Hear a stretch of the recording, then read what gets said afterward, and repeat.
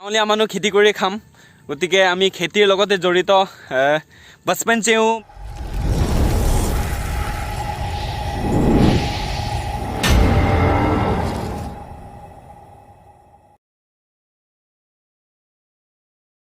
হাই, মই সঞ্জু ভাই কৈছোঁ। মই আজি এটা টপিক লৈ আপোনালোকৰ আহি আছোঁ যে আমি আহুদান নকৰাকৈ বড়ো খেতি কৰি কম মাটিতে মানে বেছি উপাৰ্জন কেনেকৈ কৰিব পাৰোঁ এইটোৰ ওপৰত মই এটি ভিডিঅ' আনিছোঁ। গতিকে তো মই দেখুৱাই আছোঁ। প্ৰথমে কোৱাৰ আগতে আমি পথাৰখনক যে পথাৰখনত কেনেকুৱাকৈ বড়ো ধান হৈছে, ইমান ধুনীয়া হৈছে, তাৰ ওপৰত মই দেখুৱাই আছোঁ। লগতে কি কি লাগিব বড়ো খেতি কৰিবলৈ আৰু কিমান উৎপাদিত হয়, আৰু ইয়াৰ পৰা আমি আহু খেতি নকৰাকৈ গুণিয়াৰী নকৰাকৈ কেনেকৈ খাব পাৰিম এইটো উপায় মই আমাৰ মিচিং অসমীয়া যিবোৰে খেতি কৰি খাইছে সেইসকলৰ বাবে বিশেষকৈ মই ভিডিঅ'টো বনাইছোঁ। গতিকে ভিডিঅ'টো একেলগে আপোনালোকে চাব। যদি মোৰ চেনেলটো ছাবস্ক্ৰাইব কৰা নাই তেনেহ'লে মোৰ চেনেলটো প্লিজ ছাবস্ক্ৰাইব কৰি দিব, লগতে বেল আইকনটো দবাই দিব।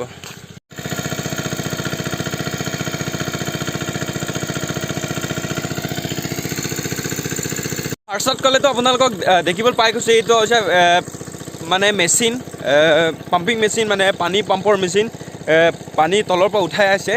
গতিকে আপোনালোকে যদি কাৰেণ্ট নাই আপোনালোকৰ এৰিয়াত, যদি কাৰেণ্ট যদিও নাই তেতিয়াহ'লে আমি পানী পাম্পৰ দ্বাৰা দিও আমি কি কৰিব পাৰোঁ, পানী উঠাই খেতি কৰিব পাৰোঁ। কিমান ধুনীয়া হৈছে।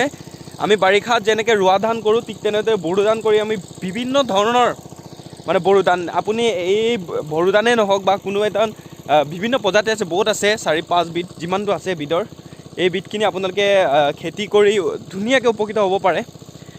বিশেষকৈ মই এইটো টপিকৰ ওপৰত মই বনাম বুলি ভাবি আছোঁ, কিয়নো মই নিজেই মোৰ দেউতা আৰু মই নিজেই খেতি কৰি প্ৰায় 2-3 বছৰে উপকৃত হৈছোঁ। মানে আহু ধানতকৈ বেছি আমি উৎপাদিত কৰিব পাৰোঁ কম মাটি পৰিমাণত। আমি ৰোৱা ধান কৰি ইয়াক কিছুমান সাৰ প্ৰয়োগ কৰিবলগীয়া হয়, ৰাসায়নিকেই হওক বা জৈৱিক আহাৰ প্ৰয়োগ কৰিলেতো বেছি ভাল ৰাসায়নিকতকৈ, কিয়নো আমি কম খৰচতে আমি কৰিব পাৰোঁ। আপুনি নাভাবিব যে ইয়াতে 1-2 কৰি আছে। অন্ততঃ এই আলিটোৰ পিছফালে যিমানখিনি তললৈ মাটি আছে আমাৰ গাঁওখনে, তাতে আমাৰ গাঁওখনে বহুত ধুনীয়াকৈ কৰিছে বড়ো ধান। আৰু আমি গৌৰৱিত এইটোৱেই যে এই ৰঙানদী এৰিয়াত প্ৰথম আমি বড়ো খেতি আমাৰ ইয়াতে হৈছে বুলি আমি ধাৰণা কৰি লৈছোঁ, কাৰণ আমাৰ ৰঙানদী এৰিয়াত বড়ো খেতি কৰা দেখা নাই। গতিকে এইকাৰণে মই আপোনালোকক এডভাইচ দিব বিচাৰোঁ এইটোৱে যে কি যিসকলে আহু ধান কৰি ভালকৈ ধান পোৱা নাই বা এই সৰু এডোখৰ মাটিৰ পৰা ধান উৎপাদিত কৰিব পৰা নাই, উৎপাদিত কৰিব নোৱাৰা মানুহবিলাকৰ বিশেষকৈ যে আপোনালোকে বড়ো খেতি কৰক, উৎপাদিত হওক। কিছু অংক পইচা খৰচ হ'ব, তথাপিও আপুনি যিমান পাৰে যিমান ধান মানে ইচ্ছামতে আৰু যেনেকৈ আহি নিজৰ খেতি পথাৰ পালোহি। আপোনালোক দেখুৱাব বিচাৰিছোঁ এইটো আমাৰ পানীৰ পানীৰ মটৰ বহাই থৈছে। দেউতাই আহে, মই আজি ফাৰ্ষ্ট খেতিলৈ আহিছোঁ, আৰু এইকেইদিন অলপ ব্যস্ততা আছিলোঁ ঘৰত কামত। গতিকে 1-1.5 দিনে আহিব পৰা নাই। এইটো আমাৰ মিটাৰ বক্স লগাই থোৱা আছে, কিন্তু ইয়াৰ পৰা পানী আমাৰ এইপিনে যিমান পাৰে 4-5 বিঘা 10 বিঘালৈকে এইপিনে দীঘলকৈ আমাৰ খেতি কৰা হৈছে। এই খেতি কৰালৈকে মানে অলপ পইচাটো খৰচ হৈছে, তো মটৰটো কিনোতে প্ৰায় 10-12 হাজাৰমান ল'লে। বাকী কাৰেণ্টৰ অফিচত আমি কানেকশ্যন কৰোঁতে 4-5 হাজাৰ টকা খৰচ হৈছে। মোৰ বিল চিল তেনেকৈ ৱায়াৰ কিনিলোঁ 2-3 হাজাৰ টকা খৰচটো প্ৰথমে হৈ লৈছে, কিন্তু অহা বছৰৰ পৰা আমাৰ খৰচ নহ'ব, কাৰণ যোৱা বছৰ আমি পানী পাইপেৰে কৰিছিলোঁ, এইবাৰ আমি ডাইৰেক্ট মটৰ বহাইছোঁ, কাৰণ সুবিধাৰ্থে খেতি কৰি ভাল লাগিছে কাৰণে। তো এই খেতিয়কসকলে এতিয়াও আছে পথাৰত 2-1জন মানুহ, এইজন দেখি পাইছে আপোনালোকে, 2-1জন মানুহ আছে যিসকলে মানে খেতি কি কৰিব লাগে, এতিয়া পানী দিয়াৰ পিছত যেতিয়া অলপ সাৰ চাৰ প্ৰয়োগ কৰি মাটিটো কোমল কৰাৰ পিছত কি কৰিব লাগে, মানে এই যিবোৰ জাবৰ উঠে, জাবৰবোৰ গুঠাব লাগে। মই এইটো ভিডিঅ' দেখুৱাই আছোঁ আপোনালোকক কেনেকৈ জাবৰ গুঠায়। এইপিনে চাওক ধান কিমান সেউজীয়া হৈছে আৰু ধুনীয়া হৈছে এইপিনে যে। আৰু এইবোৰ জাবৰ, এই সৰু জাবৰবিলাক, যিবোৰ জাবৰ এনেকৈ গুঠাবলগীয়া হয়, এনেকৈ কৰাৰ পিছত এনেকৈ অলপ আৰু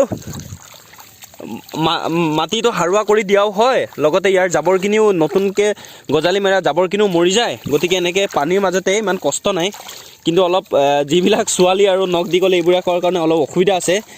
কিন্তু যিবিলাক নখ চখ ইমান দীঘল নহয় আৰু তেতিয়াহ'লে বেছি কাম কৰিবলৈ ভাল, আৰু যদিও নখ দীঘল তেতিয়াহ'লে পিছত চাফা কৰিবলগীয়া হয়।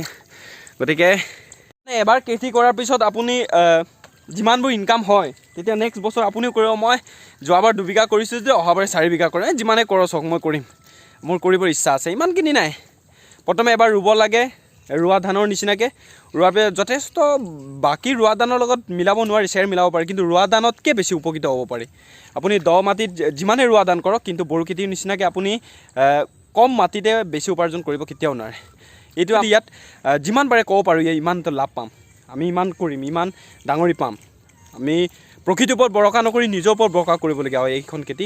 গতিকে আপুনি পানীৰ কাৰণে বা আমুকৰ কাৰণে ভৰসা কৰিলে আপোনাৰ খেতি কৰক, উপকৃত হওক। বাকী মই বোকা চোকা অলপ লাগি আছে, অলপ লাগি দিছোঁ। ভণ্টিহঁতেও বেয়া পাব মই যদি লাগি নিদিওঁ, তেনে মই অলপ এনেকৈ আঁতৰাই দিব লাগে। প্ৰথম 1-2 বাৰ অলপ অসুবিধা আছে আপোনালোকৰ, কিন্তু নেক্সট বাৰৰ পৰা অসুবিধা নাই। গতিকে খেতি যদি আপোনালোকে আহু ধান খেতি কৰি আমনি পাইছে, তেতিয়াহ'লে ওখ মাটি, দ মাটি নাই, বাম মাটি হ'লেও আপুনি খেতি কৰিব পাৰে, য'ত আপুনি কাৰেণ্টৰ ব্যৱস্থা বা এটা 5 নলা বহাই ল'লেই হ'ল, বা আপুনি কাকত টিউবৱেল থাকিলেও হ'ব, কিন্তু টিউবৱেলটো আপুনি মাৰি থাকিব লাগিব। নহ'লে আমাৰনো খেতি কৰি খাম।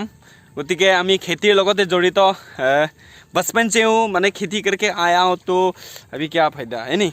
अभी ইমান মানে লাজ কৰি লাভ নাই, আমি খেতি কৰা, আমি খেতিয়ক, আমি অসমীয়া মানুহ, খেতি কৰি মানুহ, আমি চাকৰি তাকৰি নাই, আমাৰ খেতি কৰি খাব লাগিব। গতিকে এই খেতিৰ ওপৰত আজি এটা ভিডিঅ' ল'লোঁ। গতিকে আশা কৰোঁ আপোনালোকে মোৰ ভিডিঅ'টো চাই ভাল লাগিছে, আৰু যদিও ভাল লগা নাই কমেণ্ট বক্সত কিয় ভাল লগা নাই, কিমানখিনি ভাল লাগিছে এইটোৰ ওপৰত দিলে বেছি ভাল পাম। লগতে ভিডিঅ'টো যদি ভাল লাগিছে এই বড়ো খেতিৰ ওপৰত ভিত্তি কৰি, তেতিয়াহ'লে ছাবস্ক্ৰাইব কৰিব, লগতে শ্বেয়াৰ কৰিব বুলি আশা ৰাখিল। গুড বাই আজিলৈকে। লগতে আৰু বোকা অলপ লগাই ভাৰত মাতা কি জয়।